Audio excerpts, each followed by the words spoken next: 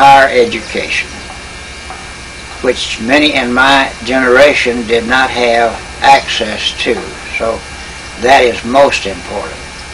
And I guess lastly, form a good working relationship on a one-to-one personal basis with Jesus Christ, and make Him the model of your life. Emulate His teachings as much as humanly possible, and enjoy meeting Him when it's over. Mine has been a good life. I've enjoyed it. There were hard times, there should be. It gives us temper in our mettle to have hard times. And without the difficult times, you probably would not appreciate the good times. So have at it and have a good life. Thank you. Now now we're going again. Okay. This is the second interview, and this is for posterity and for generations that you may not know. So I wanted to do this, and of course we got Dad in the first hour and a half. I want to get you and let us learn about you and where you came from and what you've done all your life, and then if you'd like to give a message to that generation out there. Okay. Well, as you know, I was born and raised in Pinehurst, Georgia, January 13th, 1924.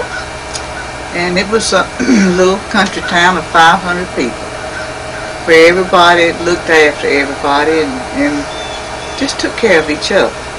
And we hardly ever left the little towns because we didn't have a way to go 5 miles and 9 miles.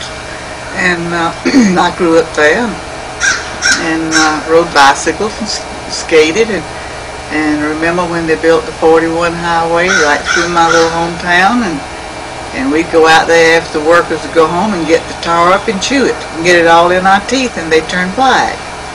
And just such thing, we went barefooted in the summer, and it would be fairly cold in the winter, and our houses were not insulated, and we had coal and wood heat, and we lived through the Depression years, and always had enough to eat and enough to wear, but it was hard times. But we survived that, and we also learned a lot from the Depression years. It grows you up. And I went on, did all my schooling in 1 to 11th grade, is what we had then. And I grew up in a little school there. It was a very good school, and finished high school, and I went away 2 years to junior college in Americus, Georgia. And some people like to hear this and some don't, but I went to school with Jimmy Carter, one of our professionals.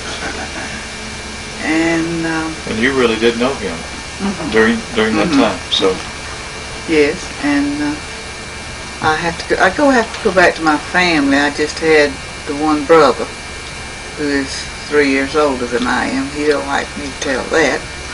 My brother Charles, and just the two of us in my family. Well, let's get the family straight here from whence you came. First of all, Granddaddy and Granny Tucker had a son born, but he died a day after he was born? He had 24 hours. His name was William. Okay, his name was William, and then Charles was born. No. No, is that Buford next? Then my brother Buford was born, and he was 2 and a half, and he had pneumonia. Right, and then Charles. And then me. And then you. Of course, Charles and you are the two living. We have 2 brothers that died as babies. All right. But anyway, I told you about growing up.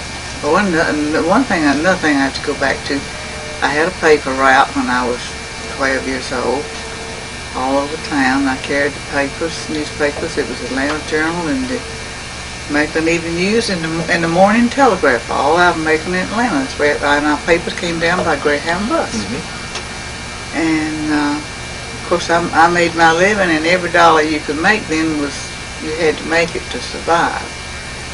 And I was able to buy all my clothes and things like that to help my family out.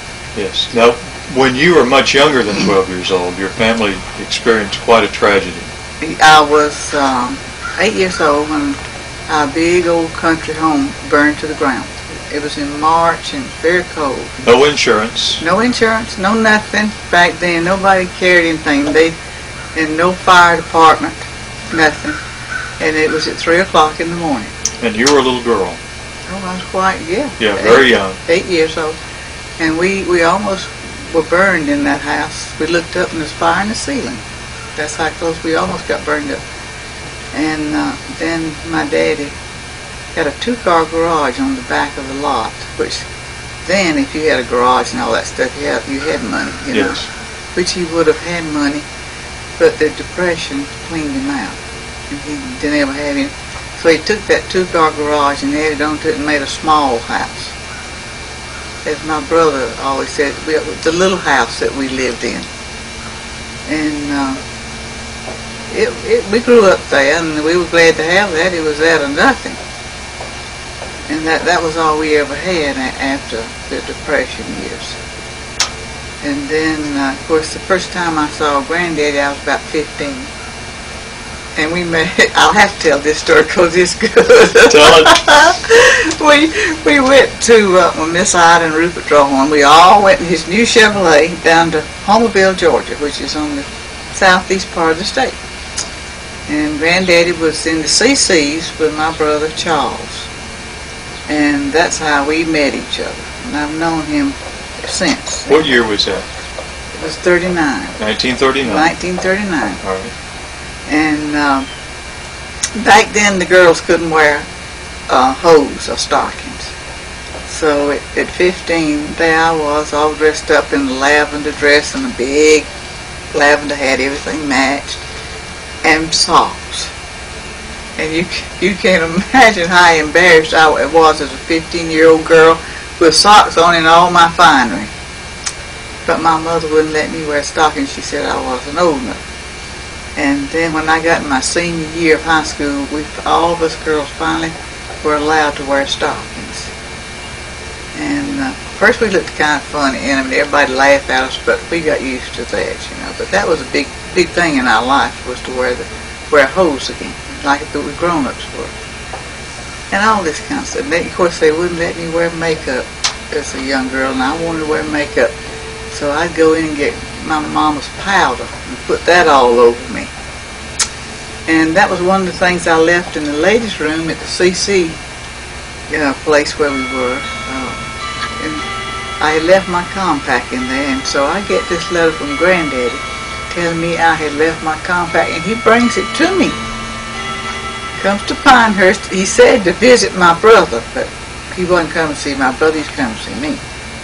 But I was very young and very naive, and I really wasn't interested in boys, not then. So I didn't pay much attention to him. And this went on for 6 years before we even got married. See, after World War II, we got married.